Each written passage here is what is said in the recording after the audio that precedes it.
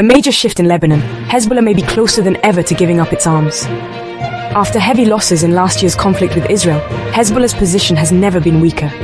With a new president, Joseph Aoun, Lebanon's government is pushing for state control over all weapons. There's a rare opening. Hezbollah says it might discuss giving up its arsenal, but only if Israel leaves 5 key positions in southern Lebanon and stops airstrikes. Meanwhile, the US is pressuring both Lebanon and Iran, linking disarmament to wider nuclear talks. Some Lebanese ministers want a strict 6-month timeline for disarmament, while others suggest dialogue and integrating Hezbollah fighters into the army. But big obstacles remain. Israel's presence gives Hezbollah a reason to hold on to its arms, and the Lebanese army still faces questions about its ability to defend the south. Experts say disarmament now seems possible, maybe even inevitable, but it will depend on decisions in Beirut, Tel Aviv, Washington, and Tehran. Will 2025 be a turning point or just another chapter?